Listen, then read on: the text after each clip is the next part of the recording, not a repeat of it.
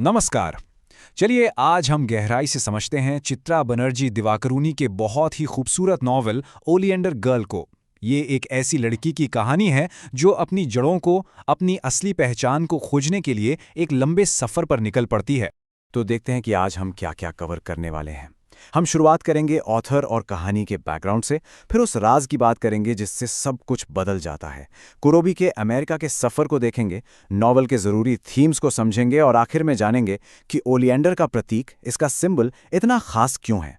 तो चलिए शुरू करते हैं। सबसे पहले कुरूबी की इस कमाल की यात्रा के लिए एक स्टेज सेट करते हैं। जानते हैं इसकी लेखिका के बारे में और उस दुनिया के बारे में जिसमें कुरूबी की कहानी शुरू होती है।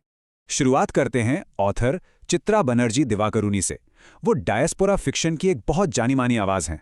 मतलब उनकी कहानियाँ अक्सर उन लोगों के बारे में होती हैं जो अपना देश छोड़कर कहीं और बस जाते हैं और अपनी पहचान, अपनी संस्कृति और नए देश के बीच तालमेल बिठाने की कोशिश करते हैं। अब नॉवल के बारे में ये कुछ बेसिक लेकिन बहुत ज़रूरी बातें हैं। ये एक बिल्डिंग्स रोमान है, यानी एक कमिंग ऑफ एज स्टोरी। इसकी सेटिंग बहुत दिलचस्प है। एक तरफ पुराना और नया कोलकाता है और दूसरी तरफ 2002 का अमेरिका, यानी 9/11 हमलों के ठीक बाद का माहौल। अब आप सोच रहे होंगे कि ये बिल्डिंग्स रोमान क्या है।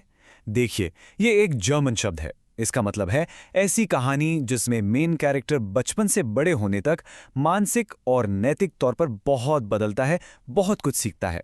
और ये शब्द कुरोबी की पूरी जर्नी को एकदम परफेक्टली डिस्क्राइब करता है। तो बातें हैं कहानी के उस मोड़ पर, उस एक घटना पर जिसने कुरोबी की पूरी जिंदगी को हमेशा के लिए बदल कर रख दिया। जरा सोचिए, जिंदगी कैसे एक पल में बदल जाती है। कुरोबी की जिंदगी बिल्कुल सही चल रही है। एक अमीर लड़के रजत बोस से उसकी सगाई हो चुकी है, लेकिन तभी अचानक उसके दादाजी की मौत हो जाती है और उनकी मौत के बाद एक ऐसा राज सामने आता है जो कुरोबी की पूरी दुनिया हिला देता है कि उसके पिता जिंदा हैं और वो एक अमेरिकी हैं। और यहीं पर कुरोबी एक बहुत बड़ा, बहुत हिम्मत वाला फैसला लेती है।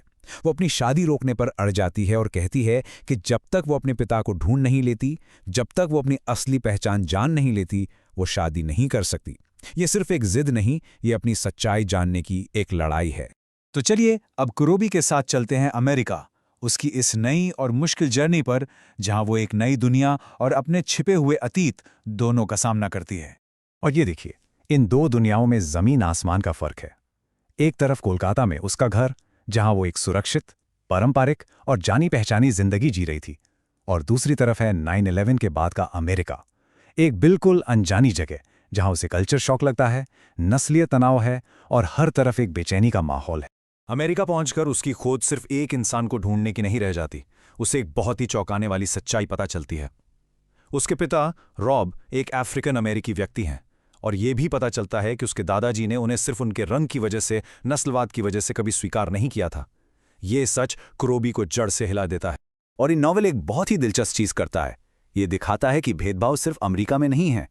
ठीक उसी वक्त जब कुरोबी अमेरिका में नस्लीय तनाव का सामना कर रही है, इंडिया में उसका मंगेतर रजत सांप्रदायिक दंगों के कारण अपने बिजनेस में मुश्किलों का सामना कर रहा है। ये एक तरह से आईना है जो दोनों समाजों की सच्चाई दिखाता है। तो अब तक हमने कहानी को समझ लिया है। चलिए अब थोड़ा और गहराई में जाते हैं और इसके मुख्य थीम्स को एनालाइज करते हैं। ये आइडियाज़ आपके एग्जाम के लिए भी बहुत ज़रूरी हैं और इस कहानी को सही मायने में समझने के लिए भी। यहां आप देख सकते हैं कि दो परिवार, रॉय और बोस, असल में दो अलग अलग भारत को दिखाते हैं। रॉय परिवार है ट्रेडिशन, यानी परंपरा का प्रतीक, पुरानी सोच, सख्त नियम। वहीं बोस परिवार मॉडर्निटी, यानी आधुनिकता का प्रतीक है, ग्लोबलाइजेशन, पैसा और एक नया नजरिया। नॉवल के जो सबसे बड़ा थीम है वो है पहचान, यानी आइडेंटिटी, खासतौर पर ऑल्टरिटी, यानी अपने ही अंदर के दूसरे को पहचानना और स्वीकार करना। कुरोबी को इस सच का सामना करना पड़ता है कि वो सिर्फ एक अमीर रॉय लड़की नहीं है, बल्कि वो एक ब्राउन इमिग्रेंट भी है और आधी अफ्रीकन अमेरिकन भी। ये जो कोट है, ये इस किताब का दिल है, उसका सेंट्रल मेटाफॉर। ये समझाता है कि कुरोबी का मतलब क्या है। एक लड़की को ओलिएंडर फूल की तरह होना चाहिए, बाहर से नरम और खूबसूरत, लेकिन अंदर से इतनी मजबूत कि वो खुद को नुकसान पहुंचाने वालों से अपनी रक्षा कर सके। ये सुंदरता और ताकत का एक कमाल का कॉम्बिनेशन है।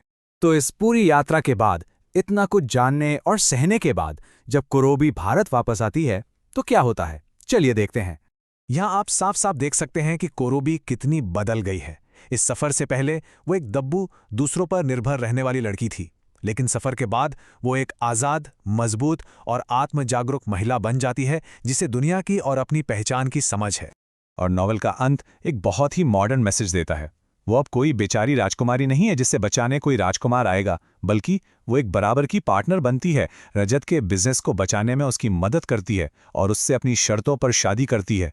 वो अपनी किस्मत खुद लिखती है। और आखिर में चलिए नॉवल के टाइटल को समझने के लिए इसके सबसे जरूरी सिंबल यानी ओलिएंडर के फूल के मतलब को समझते हैं। तो ओलिएंडर या कोरोबी फूल के यहाँ 3 मतलब हैं।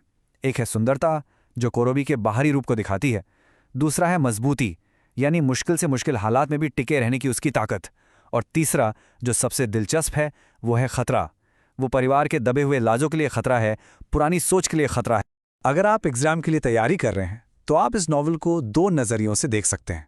एक है फेमिनिस्ट नज़रिया, जिसके हिसाब से कोरोबी खुद अपनी हीरो है, वो खुद को बचाती है। और दूसरा है पोस्ट कॉलोनियल नज़रिया, जो दिखाता है कि कैसे नॉवल भारतीय समाज के ऊंचे तबके के अंदर छिपे भेदभाव और नस्लवाद की आलोचना करता है। तो जाते जाते मैं आपके लिए एक सवाल छोड़ रहा हूं जिस पर आप सोच सकते हैं। परिवार के राज जो अक्सर हमें बचाने के लिए बनाए जाते हैं, आखिर में हमारी असली पहचान को बनाने और बिगाड़ने में कितना बड़ा रोल निभाते हैं। ओलिएंडर गर्ल के इस एनालिसिस में शामिल होने के लिए आपका बहुत बहुत शुक्रिया। उम्मीद है आपको एक्सप्लेनर पसंद आया होगा। ऐसे ही और लिटरेरी कंटेंट के लिए सब्सक्राइब करना मत भूलिएगा। धन्यवाद।